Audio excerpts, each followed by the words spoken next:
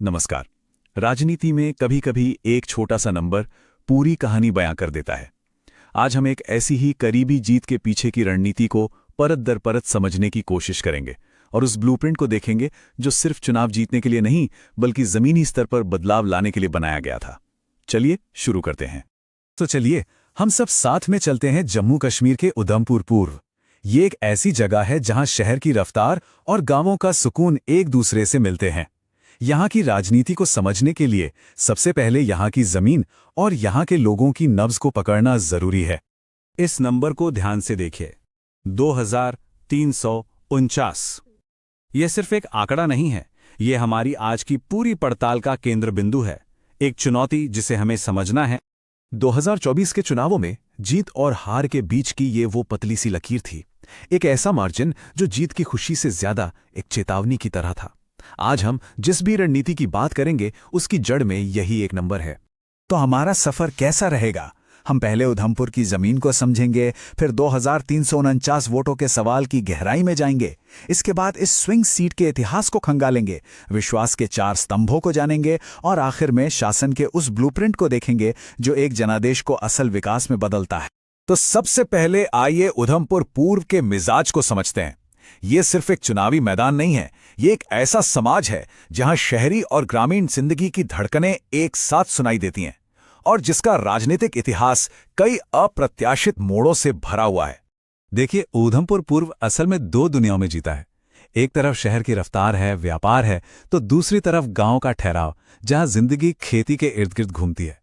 इन 2 अलग अलग दुनियाओं को एक साथ साधना, यही तो असली चुनौती है।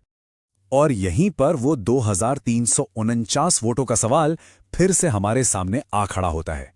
इतना छोटा मार्जिन ये दिखाता है कि हवा का रुख कितनी तेजी से बदल सकता है और ये किसी भी राजनीतिक दल की पूरी भविष्य की रणनीति को तय कर देता है। अच्छा, यहां एक जरूरी बात साफ कर लेते हैं। असल में 2024 में भाजपा उम्मीदवार की जीत हुई थी, हार नहीं। उन्हें 32,996 वोट मिले जबकि उनके प्रतिद्वंद्वी को 30,647। पर जीत का अंतर था सिर्फ 2,349 वोट। तो भले ही नतीजा जीत थी, लेकिन ये मार्जिन एक खतरे की घंटी की तरह था जिसने एक नई मजबूत रणनीति की जरूरत को सामने ला दिया। उधमपुर पूर्व को हम स्विंग सीट कह सकते हैं, मतलब यहां के मतदाता किसी एक खेमे से बंधे नहीं हैं। वो हर चुनाव में अपनी राय बदल सकते हैं और भविष्य का अंदाजा लगाने के लिए हमें इसके अतीत के पैटर्न को समझना ही होगा। जरा इस टाइमलाइन को देखिए, कहानी कैसे बदलती है। 96 में भाजपा, 2002 में विपक्षी गठबंधन, 2008 में फिर भाजपा, फिर एक निर्दलीय, और अब 2024 में भाजपा की वापसी तो हुई पर एक बहुत ही मामूली बढ़त के साथ। ये इस सीट के अस्थिर स्वभाव का सबसे बड़ा सबूत है। अब इन आंकड़ों को देखिए, ये अपने आप में एक कहानी है। पहले जीत का फासला कितना बड़ा होता था, 15,000, 10,000, 14,000, और फिर 2024 में ये सिमटकर सिर्फ 2,349 रह गया। ये बहुत बड़ा, एक भूचाल जैसा बदलाव है। यह चार्ट उसी कहानी को एक तस्वीर की तरह दिखाता है। एक तरफ वो ऊंची मीनारें जो पहले की बड़ी जीतों को दिखाती हैं, और दूसरी तरफ 2024 की ये छोटी सी बार। साफ है, कुछ तो बदला है और बहुत गहराई से बदला है। और जब राजनीति में ऐसे गहरे बदलाव आते हैं तो ये जरूरी हो जाता है कि हम सब नागरिक होने के नाते तथ्यों पर आधारित बातचीत करें। हमारे संविधान की भी यही भावना है कि हर व्यक्ति गरिमा के साथ और सही जानकारी के आधार पर अपनी बात रखे। यही जिम्मेदार संवाद लोकतंत्र को मजबूत बनाता है। तो सवाल यह है कि इस बदलती जमीन पर पकड़ वापस कैसे बनाई जाए। यहीं पर एक नई रणनीति सामने आती है जिसे चतुर्मुख सिद्धांत का नाम दिया गया है। तो ये चतुर्मुख सिद्धांत आखिर है क्या? इसे एक मजबूत मेज की तरह समझिए जिसके 4 पाए हैं। एक ऐसी समग्र रणनीति जो अलग अलग सोच और जरूरत वाले लोगों को एक साथ साधने की कोशिश करती है ताकि एक संतुलित संदेश पूरे क्षेत्र में गूंजे।